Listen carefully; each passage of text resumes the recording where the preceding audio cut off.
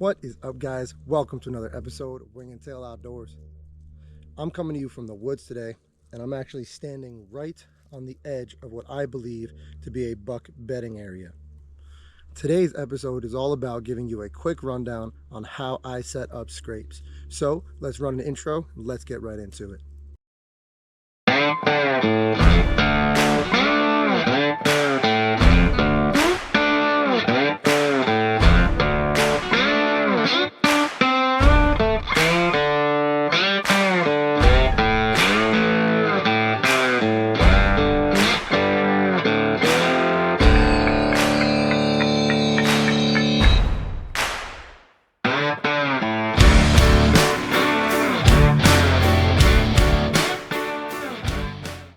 I just want to run through the steps that I take really quickly. We'll go ahead and close up the video.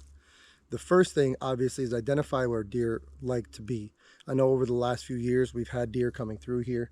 I have cameras set up just up the hill here, and there are deer coming down the mountain. And just below me is a bunch of water, and it goes downhill. So I'm expecting the thermals to pull down the mountain most of the day. So I'm right on the edge. I'm right on the edge of the bench where those thermals are going to get pulled down. And there are houses just below me as well. So what my expectation is that I'm not really going to get many deer, if any, coming in from behind me. So I'm going to give that up.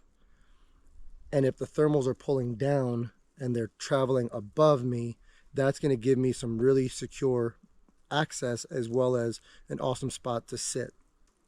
Some things you absolutely have to do is, first, make sure wherever you're putting your scrape in and whatever it is that you're using for your scrape, make sure that it is the only thing around that they would be inclined to use. If there are any other branches that you think they could use as licking branches, get rid of them, cut them down, do whatever you have to do. But make your scrape be the scrape and make your licking branch be the licking branch. Let's talk about placement real quick as well. First, what I did was I picked a tree in the area that I want to hunt, that I specifically want to sit in. In my opinion, it's right on the edge of the drop-off. It is my best spot to be in a good situation for thermals, and I could still get a decent view of everything above me and ahead of me. So I think that's a great spot. Now, once I've picked my tree, the next thing I want to do is find a tree to hang this rope from, somewhere where I'm sitting to where this tree is, or this scrape, is my strongest shot. And that's what I want to do. I want to put this scrape in conjunction with the tree I'm going to sit in the perfect orientation, that if a deer stops here, it is going to be, for me as a lefty, right off my right side. That's what I'm looking for here. Once I figure that out, we go ahead and apply the scrape. Next, let's talk about what we do on the ground. What I personally like to do is either cut a really small sapling or get a nice sturdy stick off the ground and use that to rip up the dirt. My goal here, since this is a bedding area, is I want to try to make this a community scrape. So I'm going to make this just a little bit bigger, and it's right where there seems to be a lot of traffic. So I'm really hoping that putting those two things together are going to help attract the deer. Now, when I actually physically hang the rope from the tree, what I'm going to try to do is get the bottom of that rope maybe from belt high to belly button high, somewhere in that general area.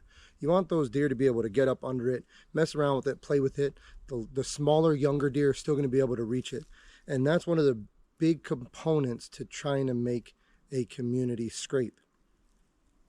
Now, when I hang them, I have wire gauge that I'm essentially going to run through my ropes, twist up so that way they're secure on the rope, and then run those ends around the branch and twist those up as well. That's my game plan on how to secure these ropes to the trees.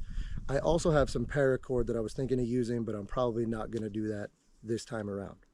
Anytime you buy these ropes, they have a wicked smell, just this chemical putrid odor, and it's nearly impossible to get rid of. I had it in a container with an ozone generator in it. My cousin tried putting it in a solution of like scent detergent. that didn't work. But what I will say is the ozone definitely cut the scent. So instead of having to leave my ropes out in the weather for 4, 5, 6 months, I had them in the ozone generator for about 3 weeks, I believe. And then I put them outside for just pretty much exactly a month. So in just under 2 months, I was able to get these ropes descented rather than having to wait 4, 5, 6 months. Lastly, we want to go ahead and get some scent into the rope, into the scrape on the ground, and also up into the branches of the trees. Typically, I would spray this on the leaves or anything up higher to let the wind carry it. But the problem with that here is there are no leaves. So we're just going to do the best we can as far as that's concerned. But I'm really not too worried about it. This spot is clearly a busy spot already. So I'm just trying to enhance it. And I'm not really trying to attract deer to this spot. But what I'm trying to do is get them to concentrate into one particular spot within this area where I can then get a shot. As you all know, most scrapes aren't just checked by one deer. It's an area for deer to communicate with each other, kind of let each other know who's around, what's going on, and basically how we communicate via text or phone call, right? So it just makes sense that there's going to be multiple different scents in a scrape and multiple different scents on a rope. With that being said, I have a special blend or mixture that I use that I put together to put in the ground scrape. And I also have a special blend or a mixture that I put together that I put on the rope. And if you take just a little bit of time and kind of do a little research and see which glands or whatnot deer extrude scents from, you can really quickly figure out what it is that I put down here. So let's play a little game. Why don't y'all come up with the best mixture you can think of and drop a comment down below. Let's see what you can come up with. So like I said at the beginning of this video, my goal was to make this a very quick video on how to make a scrape and how to pick a spot to put a scrape. So with that being said, I want to thank you so much for joining us on another episode of Wing and Tail Outdoors, where success is always just a commitment away. If you'd like to know more about scrapes or how I set them up or a more detailed piece of any of what I've talked about today, drop me a comment down below. Let me know. If you like what you saw today, leave a like, and please consider subscribing to our channel. Until next time, ladies and gentlemen, have a great day.